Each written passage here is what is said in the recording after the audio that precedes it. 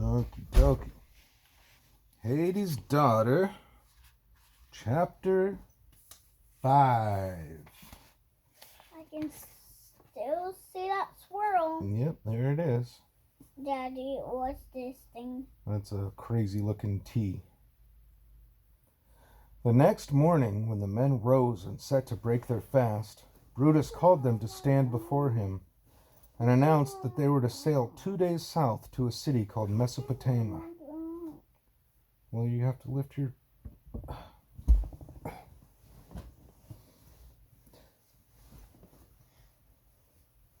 And from where has the idea sprung, Brutus? Asked Membricus, laying down the bowl of maza one of the other men had handed him. The older man looked tired and drawn, as if the fear of his dream still lingered with him. Last night, as we slept, the goddess of Artemis came to me, Brutus said, addressing the crowd of warriors rather than answering Membricus solely. She announced to me that it was time for me to resume my great-grandfather's inheritance. He drew in a deep breath, his face joyous. We are to rebuild Troy in a land untouched by troubles. Troia Nova, a city, not of ill luck and trickery, but of strength and nobleness, blessing and peace. Instantly men shouted questions at Brutus, but he held up his hands and hushed them back to silence. He still had not dressed, and standing naked under the clear morning sun, the golden bands gleaming against his deeply tanned skin, his wild black hair flowing about his shoulders, Brutus looked like a god himself. For years you have followed me, giving me your loyalty with your swords, he continued. I could have asked for no better, and neither could the gods. We are to be blessed again, my friends, handed back the favor of the gods. One of the warriors stepped forth. He was of an age with Membricus, but tightly muscled and barrel-chested and completely bald above his hook-nosed face. He strode up to Brutus, leaned close, and touched his mouth to the band that encircled Brutus's right biceps. I am always proud to serve you, Brutus. But today my joy transcends pride. Troy, O gods, that we shall rebuild Troy. His voice trembled, but he controlled himself. He was one of Brutus' most respected officers, and had traveled widely before joining Brutus' band some 8 years previously.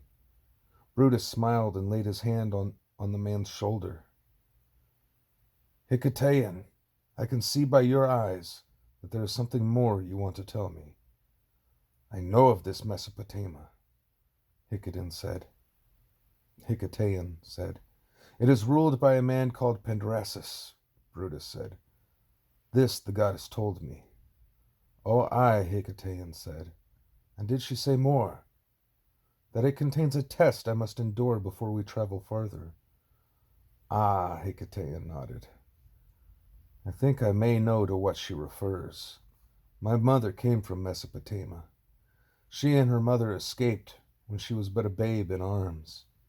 Escaped? Brutus said, and his hand tightened on Hicetaean's shoulder. Escaped. If the goddess had commanded you to rebuild Troy, then I wonder not that she directed you to Mesopotamia, Brutus. When Troy fell, the cursed Pyrrhus, son of the even more accursed Achilles, herded several thousand Trojan men and women and children into deep-bellied merchant ships and brought them to the city of Mesopotamia. Here he sold them for good coin as slaves to the Dorians who lived there. The Dorians kept, and still keep for all I know, the Trojans in vile confinement within the city walls, made them haul timber and stir pots, and wipe the shit from the arses of the Dorian masters. This must be your test, to free the Trojans held in captivity, and to lead them to Troia Nova. A murmuring rose from among the ranks of the Trojan warriors. The fate of all Trojans since the fall of Troy had been poor, but this slavery, this was obscene. This king Pendrasus, Brutus said. Tell me of him. Hicetaean shrugged. If he is like the king of my mother's time and the ones before that, then he will be cruel and arrogant, and think of his Trojan slaves as little more than despicable beasts, fit only to be worked to death and then discarded. I say that if the goddess has directed you south to Mesopotamia, then I am glad, for I have a great longing to free my mother's people. Our people, Brutus said softly. Trojans, all. And when we have freed our fellow Trojans, Membricus added, startling Brutus a little, for he had forgotten Membricus sitting so silent to one side, where then do we sail?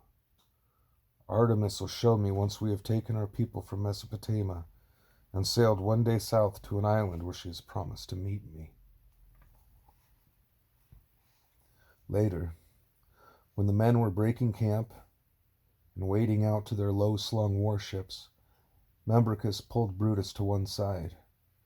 My beloved companion, he said, low, so that no one else would hear him, I feel a great weariness in my gut.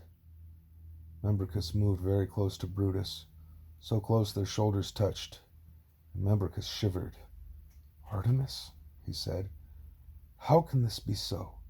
None of the priests or seers have felt, let alone spoken to any of the gods in at least 3 generations. But lo, suddenly Artemis appears strong and powerful and full of promises of future glory and Troy reborn. Have you no wit, Brutus? No caution? Brutus' face went dangerously expressionless. Jealous, Membricus? Jealous that she should approach me rather than you? He grabbed Membricus' hand and held it hard against one of his golden bands. I wear these, my old foolish friend, not you. But, Brutus sighed, relenting. The fact that he and Membricus had once been lovers constantly disturbed their current relationship, and Membricus, as Brutus' adviser, was right to question. His hand softened on Membricus, patted it, then allowed it to drop. Do you think I was not dubious, my friend? That I did not narrow my eyes and think, who is this? Was it truly Artemis? Brutus gave a half shrug, then ironic smile. For a virgin goddess, she was remarkably forthright. But, well, for now I listen to her. These, again he touched one of his bands, responded to her. The power that are in these, and which was in her, was sympathetic, not antagonistic.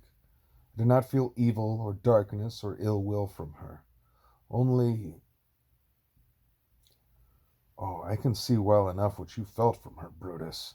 Let not this, one of his hands brushed gently against Brutus' groin, direct your thoughts, and thus our lives. Brutus stepped back a half pace, his eyes flinty. I let power direct my thoughts, Membricus. That is, after all, what I was bred for. And thus ends Chapter 5. That was a short one. Till next time.